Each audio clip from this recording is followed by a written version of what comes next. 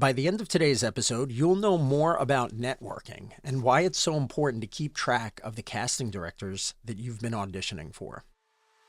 Welcome to the Actor's Career Compass, where we help aspiring screen actors find high-quality auditions, sign with great agents, and book major roles in legit productions. I'm your host, Martin Benson, and today we're covering networking. I will be diving deep on why tracking casting directors is so important if you want to start booking bigger roles, how to create an effective audition tracker to organize details like casting offices, project types, and results, and how to use patterns in your auditions to align with casting directors' preferences and genres. First off, why is it so important to track casting directors? Well, the reason is not only because casting directors are the ones who ultimately make the decision on who to hire for productions, but also because if you're consistently auditioning for the same person, it means they might see potential in you. So it would make a lot of sense for you to build a stronger relationship with that person. Tracking casting directors allows you to build relationships with them over time, and it lets you figure out specific opportunities that you might be able to take advantage of. It also allows you to prepare better because you might be more familiar with the types of projects that casting director often casts and the kinds of actors that they usually hire. On top of this, the simple fact remains that even if you don't book a role, doing a strong audition means the casting director will probably keep you in mind for future opportunities. So now that we're clear on the importance of actually tracking casting directors, how do you do it? Well, it doesn't need to be complicated, right? You can use a really simple spreadsheet, and you should include a number of things on it, okay? So here's some of the things. First is date. When did you do the audition? Next is casting director in office, right? So write down the casting director's name and their casting company. Next is the project name. So what's the TV show or the film or the theater or commercial? Next is the role. So what was the kind of character that you auditioned for? Next is your result. Did you get a callback? Did you book it? No response? Were you pinned? Were you first refusal, which was the most recent podcast episode I did?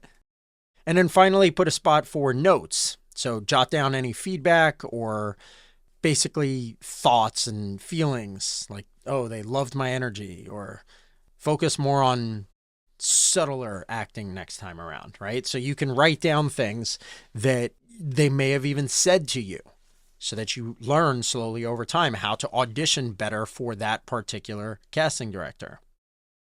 Now, I generally recommend creating a simple spreadsheet using Google Sheets, right? So you can go online and just type in Google Sheets and it'll take you there.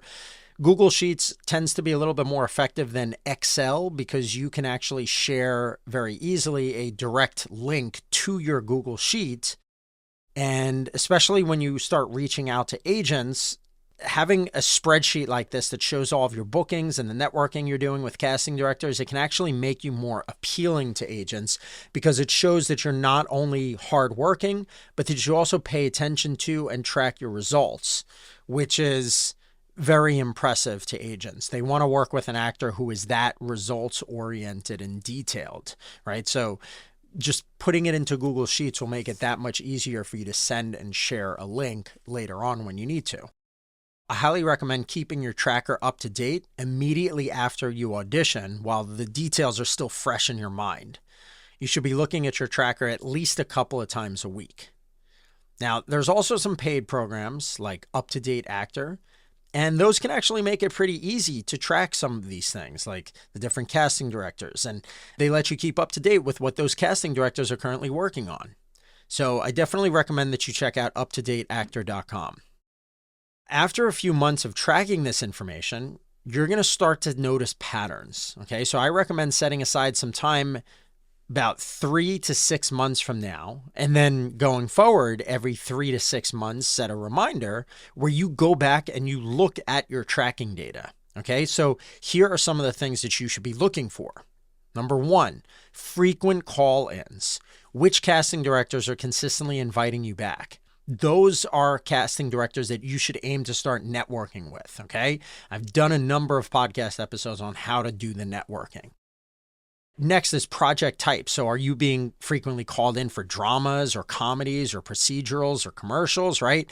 Whatever you're most often doing is probably what you should try to tailor your marketing materials to more and learn how to do better.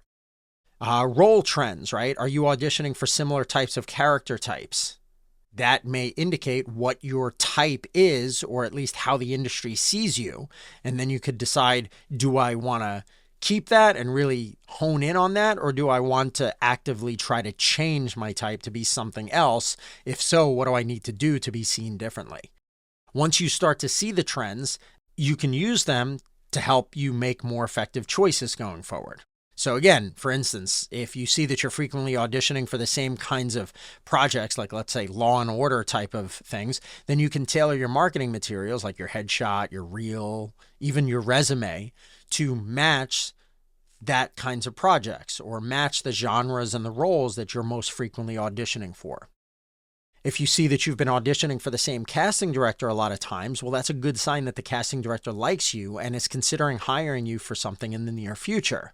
And for this reason, I highly recommend considering a workshop with that casting director if they're hosting anything. Then you can actually network with them and meet them in person if you haven't done your audition with them in person. You can also occasionally send that casting director an email or a social media direct message or comment on something that they've posted.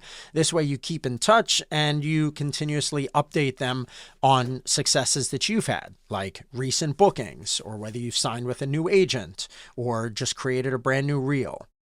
This type of networking will let you strengthen the relationship with the casting director so that hopefully sometime in the near future, they will actually hire you. At the end of the day, by being strategic with the casting directors that you're networking with, and by keeping in touch with them and consistently reviewing your booking notes in that spreadsheet, you're going to have a much better chance of increasing your numbers and success over time. Well, thanks for listening. Now, if you want to dive deeper on networking, my podcast episode called How to Network with Casting Directors to Unlock Major Acting Auditions, that's episode number 73. It's all about the process of natural networking and how to build relationships over time. So I definitely recommend checking it out. Again, that's episode number 73, How to Network with Casting Directors to Unlock Major Auditions, and it's on the Actors Career Compass. Lastly, if you're interested in working with me one-on-one, you can learn more about how that works on my website, martinbenson.com. You can sign up for my waitlist there, and you'll get some of my top tips as well sent by email to you on how to book more acting work quickly. Coaching spots, they usually open up every few months, and I'll keep you up to date. Thanks so much, and I'll see you soon.